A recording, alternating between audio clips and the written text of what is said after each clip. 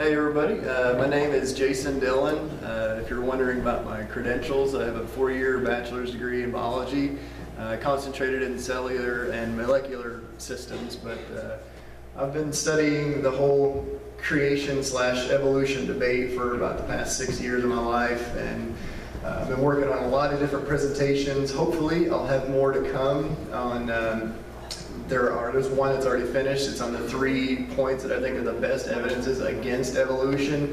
And then I've got a 6-part presentation that it would run all the way from the age of the universe to just the marvels of the human body. So without further ado, go ahead and get started on this.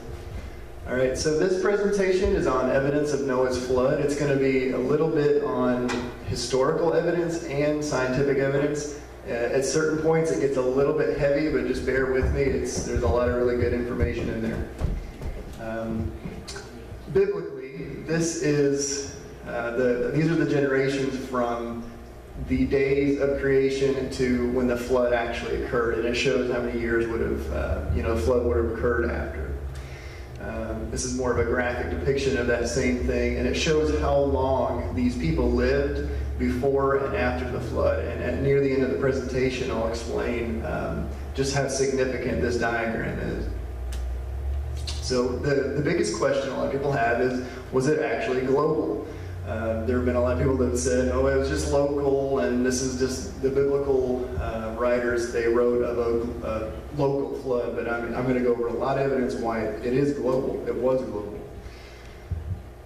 If you compare the biblical account of the global flood to a lot of different cultures' traditions about a global flood, what you find is that all of these different cultures, all in through here, have different flood accounts.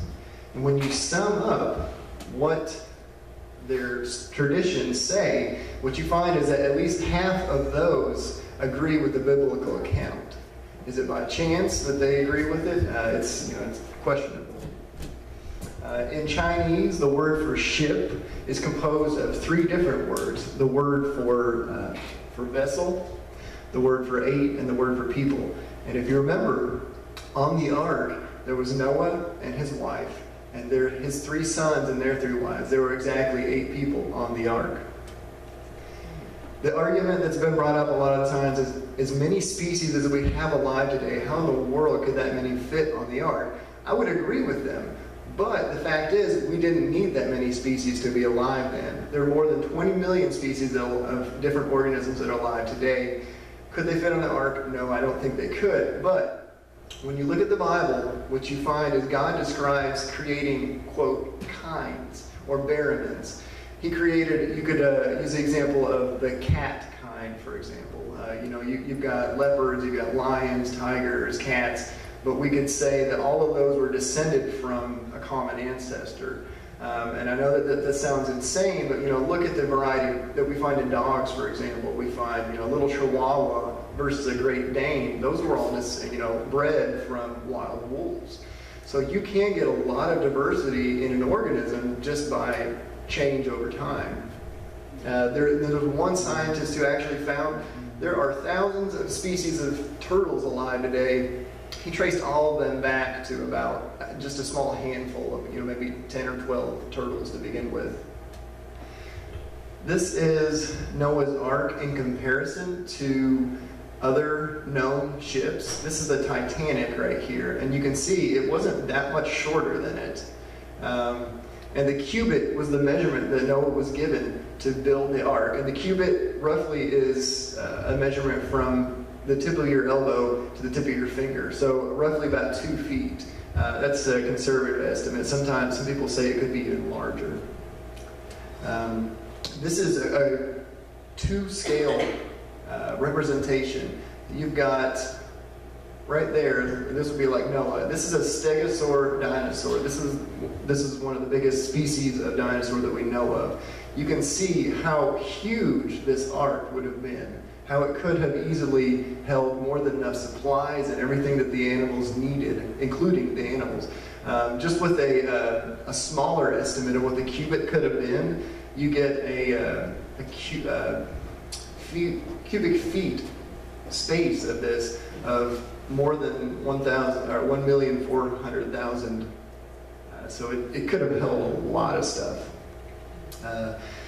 So one of the arguments that's brought up is wooden ships wouldn't have been able to hold that many things. It would have fallen apart. And this is actually a quote from an evolutionist website where they're trying to refute it. It says the longest wooden ships in modern seas are about 300 feet.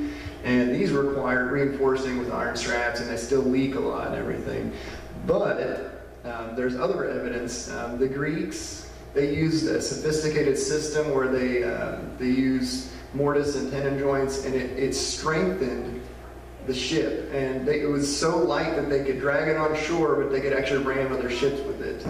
And when we look at the biblical account, it speaks of Cain going out and essentially building his own city and making forged metal tools. So at that time, if you look at the evolutionary dates of when man supposedly started making tools, it doesn't agree with the Bible. What the Bible says is we've essentially known how to make tools from nearly the very beginning. Very intelligent people back then. This is a picture of the oldest known tree in the world. It's a bristlecone pine. And it grows in soil that's so alkaline, it's so basic, bitter if you want to call it that nothing else can grow there. It's only these pines that can survive there.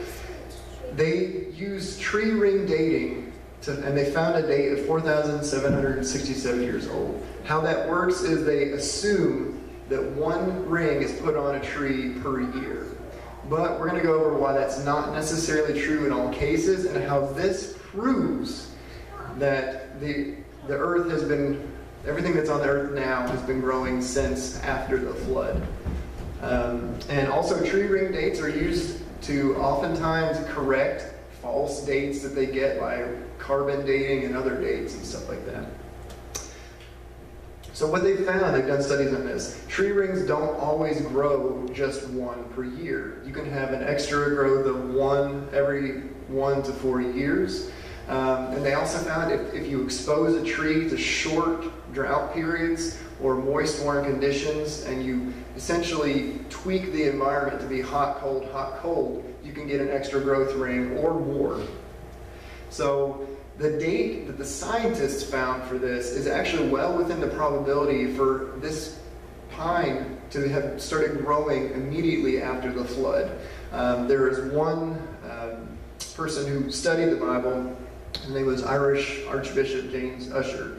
What he found is that biblically, creation would have been around 4004 BC, and Noah's flood would have been about 2350 BC.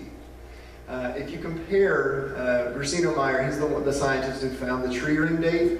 When you compare that date with the biblical date, what you find is that, according to the Bible, only 4,355 years had elapsed. That means there's a difference of 412 rings between the scientific date and the biblical date.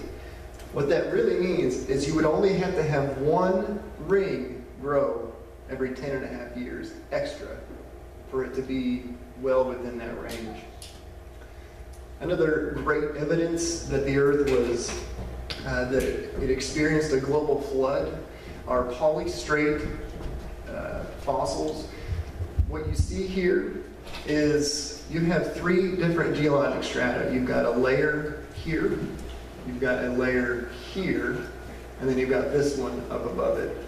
Now, according to modern science, they interpret these layers to be separated by millions of years. Now, anyone with a logical brain knows that if you bury a tree, this is a fossilized tree trunk, you bury a tree and you wait millions of years, the upper sections of it are going to long have since decayed.